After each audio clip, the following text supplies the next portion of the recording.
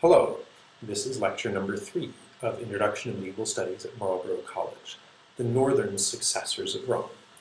Last time we talked a bit about Byzantium, which is sort of the true successor of Rome, if you will, as well as about the rise of Islam, and now we're going to go back and look at the development of some of the barbarian kingdoms, some of the people who looked quite thoroughly to Rome for their institutions and their view of themselves, as well as the responses, if you will, of these Germanic kingdoms to the Islamic expansion. We will look at 3 different states in particular, although focusing mostly on one of them. We'll start a little bit with the Visigoths, and then we will move from Visigoths to England, and then from England to Charlemagne's empire and the rise of the Frankish kingdom, which you can see on this map. So just to remind ourselves, last time we talked about Justinian and Justinian's interests in Italy in particular, his attempts to expand Byzantine power into much of the Italian peninsula. He fought largely against the Ostrogoths, as I've noted here, and he failed basically with the appearance of the Lombards, who took much of northern Italy and eventually Rome itself. Laid siege to Ravenna, which was one of his centers of imperial power in Italy. The Lombards will be important because they are, to some extent, the foil that one of the 2 foils that creates the Carolingian kingdom, which we will return to in a minute. But what is important about this is that this is Byzantium's last gasp of actual political control in the West. After this point, while the kings still look to the Eastern Emperor, as we mentioned last time, for legitimization, this begins happening less and less, and in our narrative today we will get to a point where it ceases to happen at all. One of the crux points, and we will talk about this guy throughout today, is Gregory the Great in about 600. He is the Pope in Rome. At this point, the Lombards have already appeared. He actually is sent to Byzantium, to Constantinople, to request military aid against the Lombards when they appeared, but Constantinople is actually unable to provide it. So Gregory the Great's experience with his request for aid and its failure, his experience with the Lombards, who initially are Arian and are not friendly to him at all, as well as his sense of what it means to be Pope in Rome without the power of imperial Rome around him, begins to shape papal policy. And we'll return to this some when we talk about religion, but it's worth knowing who he is, and we'll talk a little bit more about him in just a second. First, I want to go back over a little bit about the Visigothic kingdom. Now, if you remember, the Visigothic kingdom held most of Spain and much of southern France. Throughout this period, they first appeared a couple of centuries ago, but they have a very strong, sustained kingdom centered on Toledo, is where much of their administration is. Although for a while they're centered in Toulouse, but that's fairly early on. The Visigothic kingdom very much sees itself as one of the successors of Rome, and while they disappear in the wake of the Carolingian Empire and the Islamic takeover of Spain, their institutions do not completely disappear. They hold a number of synods with bishops, they consolidate the church, they begin as Arian, as many of the barbarian kingdoms do, but eventually convert back to Catholicism. And they hold a number of very, very important synods in which they consolidate what is Spanish Catholic doctrine. They also consolidate a bunch of Roman laws. The Visigothic Code, as it's called, borrows largely from earlier Roman law and looks something like the Visigothic version of the Justinianic law corpus. While all of this has disappeared by 800, it is the legendary foundation of much of Spanish identity in later centuries. They go back, they use the Visigothic Code, they still use many of the synods that are convened of bishops. They're considered canonical for what the Spanish church looks like in the later Middle Ages. So by 1500, when Spain is a major power, they still consider themselves to have this legendary Visigothic past. And to some extent, the Visigothic past is what fuels Spanish rhetoric that what they are doing is a reconquest of the peninsula rather than a conquest of a Muslim state. when they say, no, no, we are descended directly from the Visigothic kings and the Visigothic people. That is our precedence. That is why we own this peninsula. So rhetorically, this is a very important kingdom. The next kingdom that we'll look at least briefly, we're going to spend the most time with the Carolingians, but the next kingdom is England. And now, if you remember, England was Roman very, very early on, as are much of the places we're talking about, right? The Visigothic kingdom here in Spain and southern France, this is in 100, but is completely Romanized at this time, as is much of England, at least, well, what we would refer to England, right? Not the greater UK, not Scotland, not Ireland. But England is first invaded by Julius Caesar himself. It doesn't really go anywhere. Julius Caesar sort of shows up, fights some battles, runs away, and leaves. And it's 40 or 50 years later that the Romans actually come, set up cities and towns, and build roads.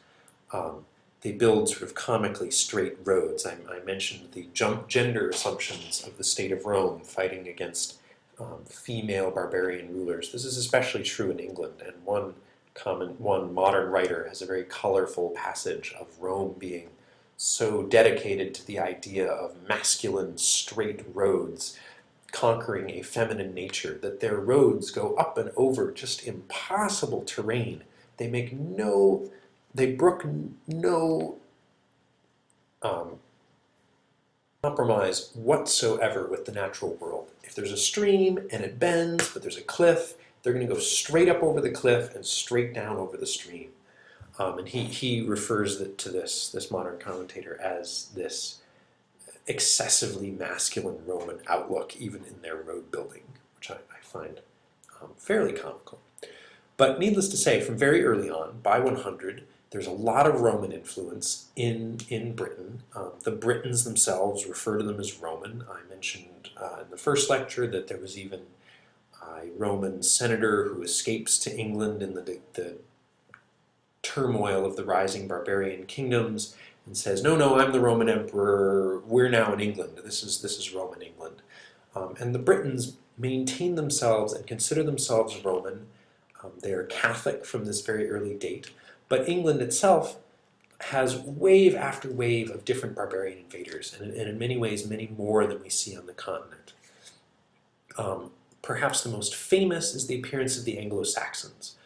We don't know exactly who the Anglo-Saxons are. One of the most famous narrators of this time period, the Venerable Bede, and I'll have an image of his book in just a minute, refers to three tribes, the Angles, the Saxons, and the Jutes. And we think that they came from the coastline here in Denmark, southern Sweden, and Norway. It's very hard, as I mentioned, this is the knife with the same handle found in the Black Sea and in Central Europe and in Ireland. Arguments that are made about what these groups actually were. But needless to say, sometime in between the 6th and the 7th centuries, waves of Anglo-Saxons appeared in England, took massive amounts of territories from the Romanized and Catholic Britons. They are non-Christian.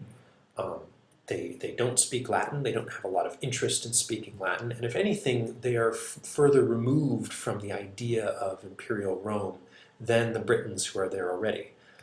As a side note, if anybody wants a primary source, there's a fabulous text called sometimes referred to as the Groaning of the Britons, written by a monk named Gildas, talking about all of the horrible things that occur when the Anglo-Saxons showed up. One of the most famous sites, only one slide, one of the most famous sites of Anglo-Saxon archaeology is the funeral ship and the various burial grounds found at Sutton Hoo. Now, Sutton Hoo actually is a burial site for a very, very long time. It covers a couple centuries, and there are Christian burials there as well, and it has a lot to say about shifts in English history along its northern coasts. But needless to say, this funeral ship is entirely Anglo-Saxon. And as you can see, to some extent from the helmet, which doesn't look Roman, but particularly from the brooch and this enameled jewelry on the right, this looks very much like Celtic knotwork, right? There are no Christian images of any sort. We don't really know exactly what these animals are, although they look bird-ish. They're based on the wing pattern along there. This is the sort of thing that one finds at Sutton Hoo in the burial of what probably was an Anglo-Saxon chieftain. So this is the culture that we see beginning to rule England and really producing two levels of English society. There are the Britons who still think of themselves as owing something to Rome, and then this new Anglo-Saxon group, which really are the political rulers of England and will remain so until 1066. That came up a little bit when we were talking about primary sources, but the Anglo-Saxons are the ones who will have control of England from the 6th century all the way up until that time. When the Anglo-Saxons begin to look more Roman, when they think about adopting a centralized state and written language, where those ideas come from is not from Rome itself, or rather, not from the Imperium itself. It does happen to be from Rome, but it actually comes from the Pope. And it comes from the Pope that I mentioned earlier, Pope Gregory, who meets a group of Englishmen in Rome, and I'll talk a little bit more about their conversion when we get to religion, because it's a colorful story, so look for the colorful story. But at any rate, in 604, 604 is when Augustine of Canterbury dies, but 4 years before that, in 600, Augustine sends him up to England to convert the Anglo-Saxons to Catholicism. And one of the things that he brings with him is the idea of a centralized state. And we'll talk a little bit about, when we do conversion of Christianity, about the utility of the Catholic image for centralized statehood, particularly in barbarian kingdoms. At any rate, he brings the idea of, again, a written culture, a bureaucratic culture, and a way of having kingship that looks more Roman. And when the Anglo-Saxons do convert, and when they join this polity of European Catholic states, if you will, they look to Rome and the Pope for not just religious leadership, but political leadership. And as I mentioned last time, this is a major shift, right? They look not only to the Pope in Rome, but to a specific Pope who earlier himself had looked to Constantinople for political and military support against the Lombards and was not given it. And so this Pope is now deciding that political and military support has to be local and has to rest with him. So when he reaches out to the Anglo-Saxons and begins creating states in England, the states that are produced are loyal to Rome, but to the Pope, and to the Pope as a political figure, and potentially a military figure, although obviously the Pope cannot, or does not, largely command armies. Occasionally they do, and we'll get to that. But they are no longer looking to Constantinople. So here on the right is a page I mentioned before, the Venerable Bede, and you can see in the Venerable Bede this history, the knotwork in the letters and the script writing, which is a particularly English tradition. This is actually called insular, meaning literally of the island.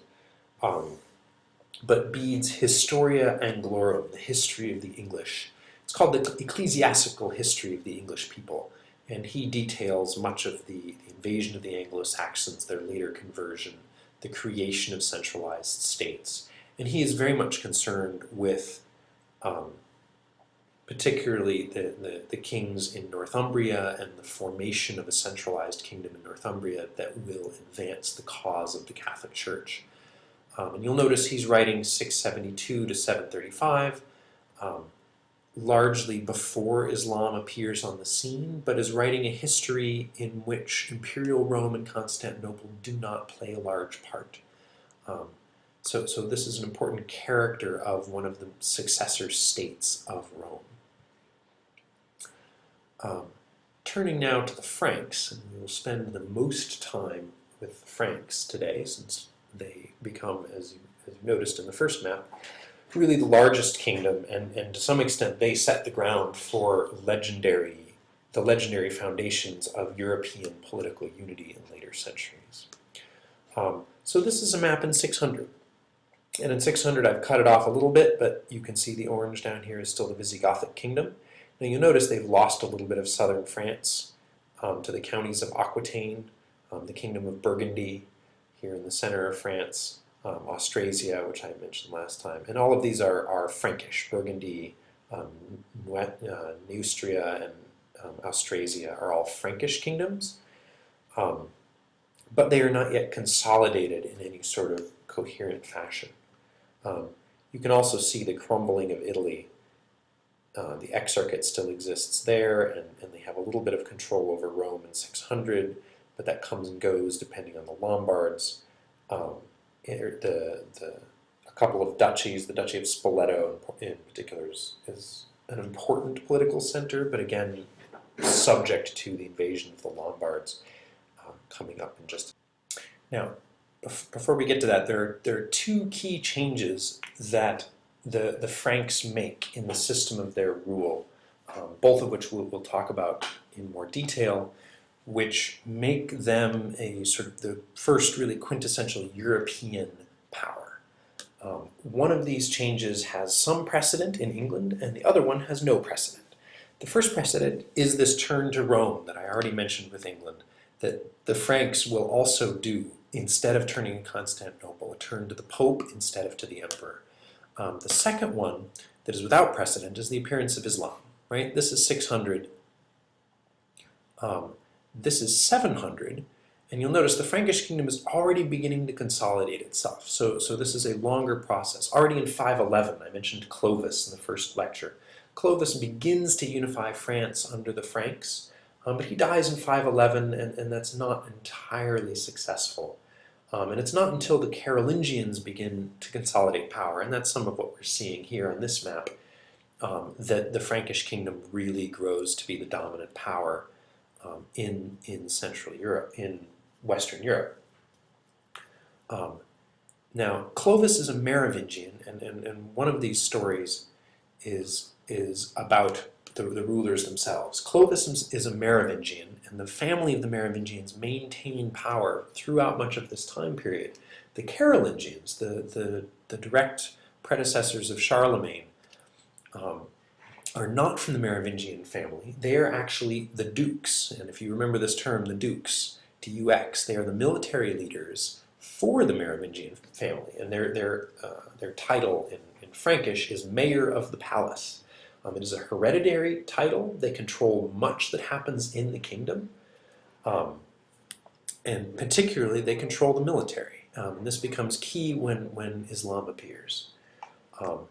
So Charlemagne's grandfather, Charles Martel, who lives from 676 to 741, really consolidates his position as mayor of the palace, and in some ways begins to actually run the country for the Merovingians. The Merovingians don't hold a lot of direct control, although they do control a lot of monastic institutions, particularly through placement of daughters as abbesses, which I will also return to in a second. Charles Martel, by 741, Islam has appeared. And here's the Carolingian Empire at its height. This is before Martel's time. But it's worth noting that when Islam takes Spain, they make it through Spain, they make it into southern France, they take Toulouse, they take Carcassonne, which is actually somewhere in here, and they actually make it as far north as Poitiers, which is all the way up there. So they go incredibly far into the Frankish kingdom. And it's actually Charles Martel who turns them back. There's the Battle of Tours and the Battle of Poitiers, some of which you read in primary source material. These battles prove key for the foundation of the Carolingian house.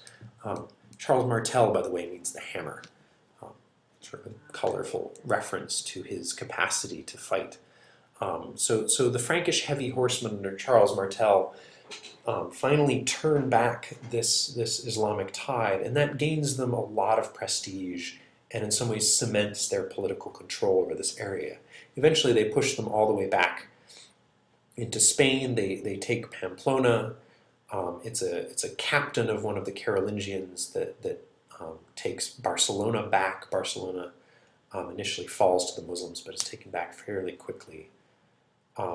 And legendarily, Girona, which is right here, is actually taken by Pepin, the son of Charles Martel, although the only source that says that is not necessarily reliable. So that's the influence of the Islamic appearance. That's the unprecedented one. The precedented one is the turn to Rome. Now, as I mentioned, the Lombards in the 7th and 8th century are really consolidating their power over Italy, and you'll notice northern Italy is still referred to as Lombardy. So this area is all run by the Lombard king. Initially, the Lombards are Arian, but in 712 they actually convert to Catholicism under a king named Liutprand. But once Liutprand succeeds in removing most of the Byzantine influence from Rome, they have a small foothold in Ravenna itself, but the exarchate has basically been completely taken over by the Lombards. Rome itself has been taken over. They begin to threaten Rome and try to remove some of the local political power, particularly in the Duchy of Spoleto, which they're somewhat successful. As you can see, this is Spoleto. The duchy here is no longer recorded. It's now part of the Lombard kingdom. And Rome itself, which is right there. So when this happens, the memory, of course, of Gregory the Great, who I mentioned at the beginning, going to Constantinople and asking for help, is still around. And the decision is made that, in fact, Constantinople probably won't help them. So in 751, Charles Martel's son, who I mentioned before, Pepin, makes a deal with then Pope Zachary. And this deal is really the foundation. This is why it's referred to as the Holy Roman Empire. This is the foundation of all further papal and secular or kingship debates about how power gets held in Europe. And the deal is this, and this is really key. Zachary turns to Pepin and says, I need military help against the Lombards. And Pepin says, okay, that's good. I can help you. I've got a lot of horses, and they're good at fighting. We've fought the Muslims. We're getting pretty good at this. I'm not the king, and I need help being king. And so Zachary says, okay, those with actual power, and he sort of makes a papal pronouncement, those with actual power should be those that are in power. So the king should be the one with actual control over the country, and I think that that is you, Pepin. So I will offer you coronation in exchange for this military aid. So papal acknowledgement of political sovereignty, papal legitimacy, and actually putting the crown, right? Zachary places a crown in a big ceremony on Pepin's head. And in exchange, Pepin goes out, subdues the Lombards. They actually eventually swear fealty. He doesn't conquer them outright. And that's what this sort of purple implies, right? That he doesn't conquer them outright, but they swear fealty to him, and they stop messing with Rome and declare themselves to be under the power of the Frankish kings. So this is a turning point both for the military rulers, because now they're turning to the Pope, right? They're not turning to the emperor for legitimacy anymore. And it's a turning point for the Pope, because the Pope is now, to some extent, the de facto ruler of Rome. There is no emperor, and the Pope has at least local control in Rome, but also is now beginning to declare a broader control over all of Europe. And this is also something that we saw with England. Zachary's successor, Pope Stephen II, actually travels to France to personally crown Pepin again to sort of renew this promise. Pepin himself drives the Arabs out of Narbonne in 759. Narbonne is down here. So under Pepin, he makes this deal with the Pope. He has increasing legitimacy. He's declared actual king. The Merovingians are sort of summarily deposed. And he both expands the kingdom militarily and gains this new acceptance by the popes themselves. So this brings us to Charlemagne himself, who rules from 771 to 814. And yes, we don't actually know if this is Charlemagne. We just think it is. Charles the Bald is a pretty interesting ruler as well. Unfortunately, I'm not going to talk a whole lot about him today. At any rate, When Pepin dies, which is actually in 768, not in 771, he divides his power between his two sons, and they are co-rulers of sort of two halves for a while, Carloman and Charlemagne. Carloman is actually the elder son. This is a big harbinger of difficulties to come in the Carolingian Empire, which I'll return to in a second. It's solved in this case by the fact that Carloman dies a mere 3 years later in 771, and Charlemagne becomes the sole ruler, which works out very well for his reign at least. He consolidates and expands the empire a great deal. He's considered a brilliant military leader.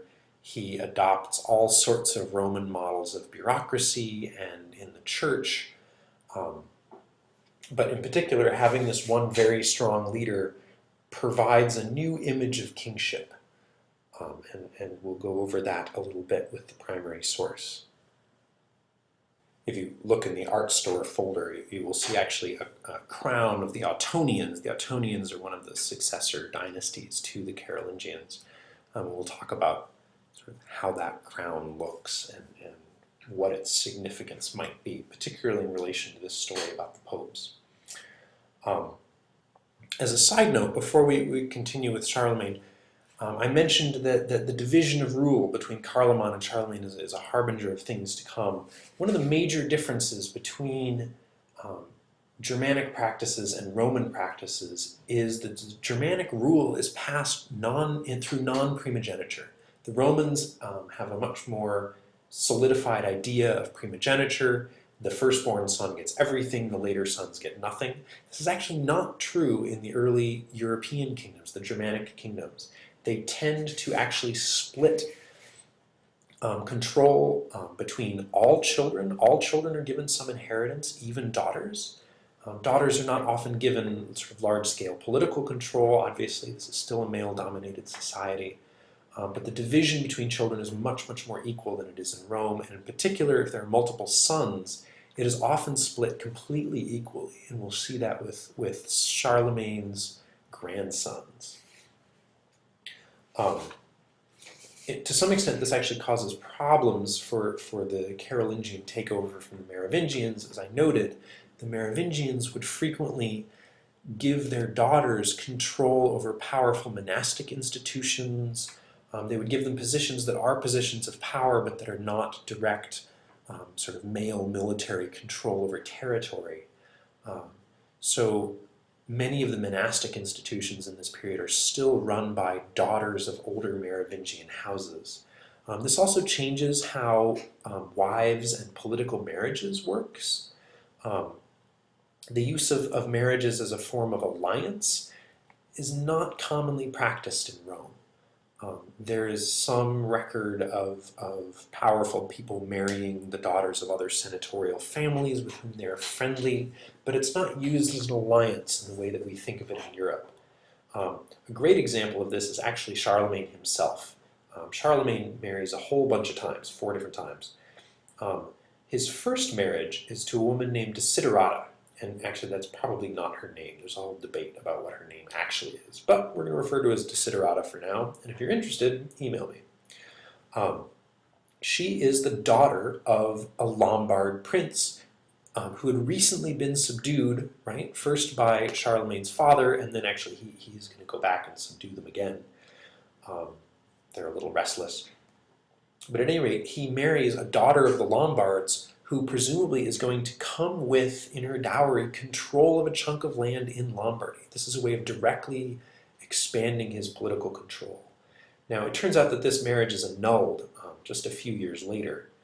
And this might explain, actually 3 years after the marriage is annulled, the Franks and the Lombards go to war again.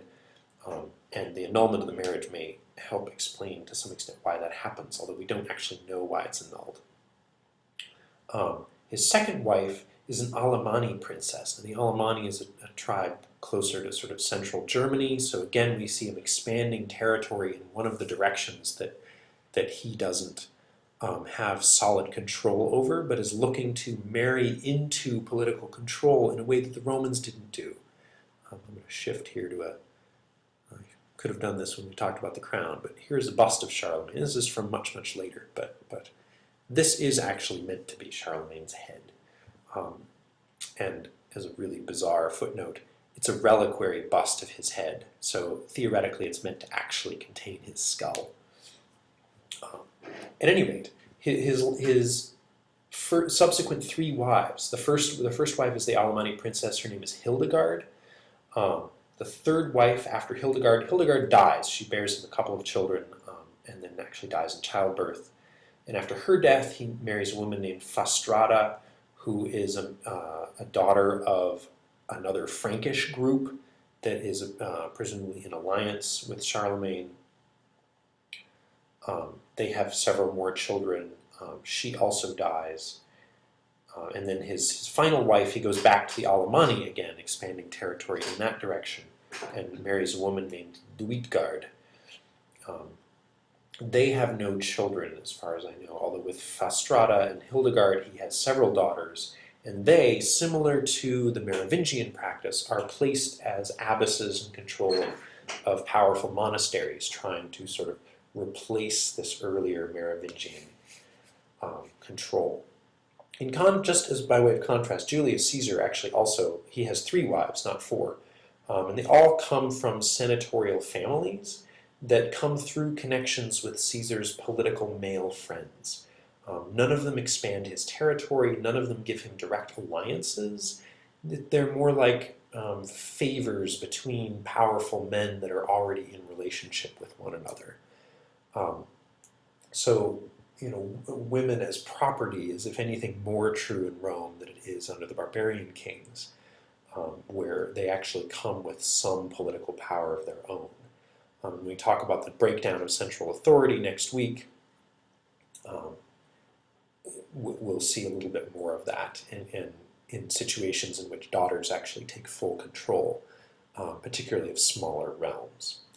But anyway, back to this deal that is made between Pepin and the Pope first, and Pepin gets crowned.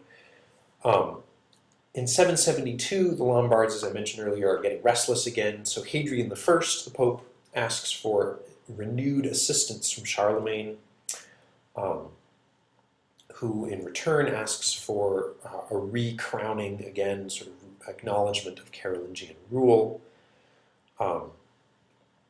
And so Leo III agrees to this by 799, and the Lombards have been subdued again. And then on Christmas Day in the year 800, and this is a date that it'll come back once in a sort of legendary fashion. So remember, Christmas Day 800. He goes to Rome. There's actually reports of tension that the Pope thinks that the Pope is granting Charlemagne sort of full political power and humbles him and makes him do things that Charlemagne thinks are unreasonable. And Charlemagne is left with a sort of bad taste in his mouth about what the Pope is doing, but he still needs this legitimation to actually be the centralized ruler.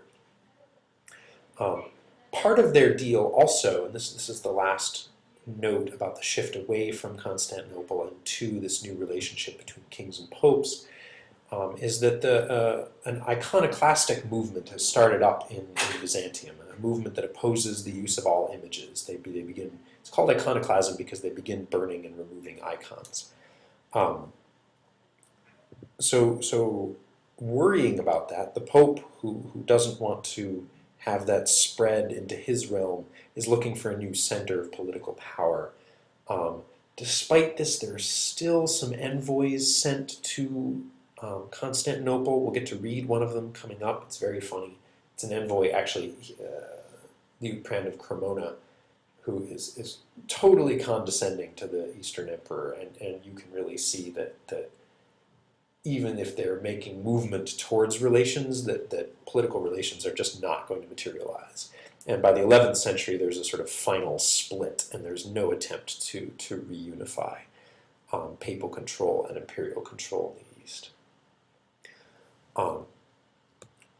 So back to the map just briefly. And by the way, the Alemanni, where these princesses come from, this is sort of central Germany. If people know where modern countries are, Strasbourg is right here. This is on the border of French and Germany. Frankfurt, and Mainz, which are both in Germany itself, are right here on the Rhine. Here's Worms, which is another fairly important imperial city. So Switzerland is sort of in the middle here. The modern French and German border runs sort of through this territory here.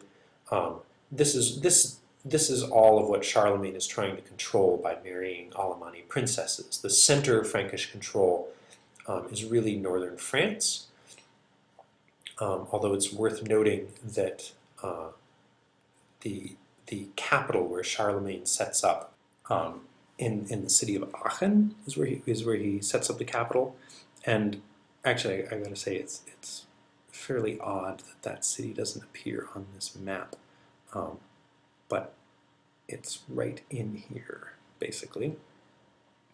Yeah, odd that they wouldn't have his capital city here, but that's where he sets up his palace. Aachen is currently in Germany, although it's right on the border between Germany and Belgium. It's actually just a few miles from the a spot where there's a three-country border. You can look into 3 different countries at once. So very much in the center, and for this reason, actually, both Germany and France consider Charlemagne one of their sort of legendary first kings, and he's claimed by later German emperors as well as the French kings as being the beginning of their lineage. So Charlemagne becomes important pretty much for just about every ruler in later times in Europe. So the last thing to say about Charlemagne before I summarize what we've gone over today is that when he sets up this kingdom, not only consolidates, right? It's really his grandfather, Charles Martel, that begins the process of setting up. His father, Pepin, is the one who first gets his coronation directly from the Pope. But as Charlemagne is consolidating all of this new territory, he looks to Rome and looks to papal models for all sorts of things in the administration, as I've written here: liturgy, art, music, architecture. This is a coronation gospel from the early 9th century. It was possibly used for Charlemagne's son. And the writing and the style, although there's a little bit of knotwork here in the letter, these are distinctly Roman capitals, and the writing is a new style of writing that is basically designed in consultation with Rome. It's actually the source of modern day lowercase letters. In Rome, there are no true lowercase letters. Those are invented by Charlemagne's scribes as a quick and clear way to write. So if we put this book, just as an example, right, and this goes to how laws are written and rescripts and how communication is done between the empire, all of this is modeled after Roman life. But if we put this alongside Bede, right, I think the difference is clear, particularly in the large initial capitals. Compare those to the insular capitals that have this very, very strong Anglo-Saxon influence. Despite the continuing Roman influence in England, it's much, much stronger in the Carolingian kingdom.